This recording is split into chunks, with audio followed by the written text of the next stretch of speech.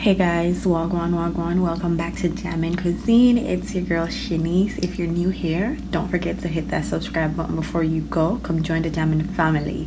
Don't forget to hit that bell so you're notified as soon as I drop a new video. Now, as you guys can see from the thumbnail, from the title, we'll be making some red velvet white chocolate chips cookies. Yes, you heard me right. As we know, Valentine's Day is right around the corner, so you have to make this for your boo.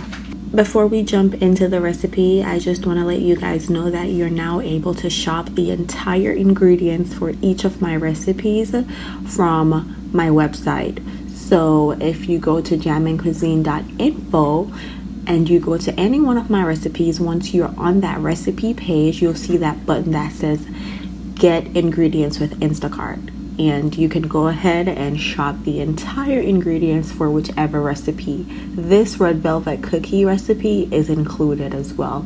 And of course, I'll leave the link down below in the description box so you can go ahead and check that out as well. Let's jump right into the recipe. So the first thing we're gonna do is cream or butter and sugars together. You want to ensure that your butter is softened. We're not using cold butter and we're not using melted butter for this recipe. So you want to take your butter out ahead of time, like maybe an hour before. So I'm using half a cup of granulated sugar as well as half a cup of brown sugar. And that's also half a cup of softened unsalted butter.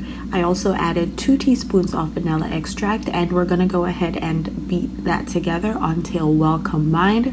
But please don't overbeat. If you want perfectly made cookies, do not overbeat. As we all know, baking is a science, and there's a lot of tips and tricks to getting the perfect cookies. I would advise you guys to go read that blog post that I made. There you'll find all the tips, the tricks, the do's, the don'ts to get the perfectly baked cookies. So after that, I added 2 eggs. My eggs are at room temperature. Everything should be at room temperature. Then I follow that up with my red food coloring. I actually used the red gel food dye. I think the food coloring is more concentrated. So if you're looking for a more vibrant red, I would suggest using the food coloring. I also added a teaspoon of white vinegar. This is optional, but if you're really looking for that authentic red velvet flavor, I would suggest adding it to it. And I also added a tablespoon of milk. Some people use buttermilk, but I mean, if you don't mind not having that real red velvet flavor, then you can skip both the vinegar and the milk. Then we're gonna add our dry ingredients. I went in with 2 teaspoons of baking soda. I went in with my flour. I'm using 1 2/3 cups of all-purpose flour, spooned and leveled. Follow that up with my cocoa powder, and this is 3 tablespoons of unsweetened natural cocoa powder. Then I added around 1/4 teaspoon of salt. Listen, a little bit of salt goes a long way even in baking. This is gonna elevate the flavor a lot, so don't sleep on the salt, guys. Mix that all in until the flour is combined, until the food coloring is combined. I then folded in around 1/2 cup of white chocolate chips. You could use anything you prefer here. If you want to use dark chocolate chips instead, if you want to skip this step, if you want to use some cream cheese frosting once your cookies are finished baking, whatever you prefer. Then I chilled my cookie dough in the freezer for around 30 minutes. After chilling your cookie dough, go ahead and take it out. Let it sit for around 5 minutes to get back a little bit to room temperature. And also the dough is going to be easier to form into your cookies. Preheat your oven to 350 degrees Fahrenheit. Go ahead and make your cookies. I'm using a 2 tablespoon scooper. Line your baking sheet with parchment paper and ensure that you leave just enough room between each cookie because, as we know, it's gonna spread.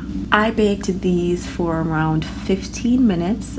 Of course, if your cookies are larger, then you'll bake them for longer, and if they're smaller, then you bake them for a shorter period. So after baking, I allowed it to sit for like 5 minutes. Then I added some more chocolate chips while they were still warm, removed and let it cool entirely on a wire rack. And yeah, that's it. Here we have some red velvet chocolate chips cookies. These were beyond delicious. Like, I couldn't even believe that I made these cookies. Like, it's giving baker style cookies. I'm telling you, if you make these cookies for your family, your friends, your guests, everyone's gonna rave about them. Like, they're so good. And guys, if you did make this recipe and you enjoyed it, go ahead and leave a comment on the recipe on my website. You can support me by just doing that, okay? I will leave the link down below in the description box to the website. Thank you guys so much for rocking with me. Thank you for watching. If you're not yet subscribed, come join the family. Don't miss out on these recipes. You guys are all good. Stay safe. Until next time.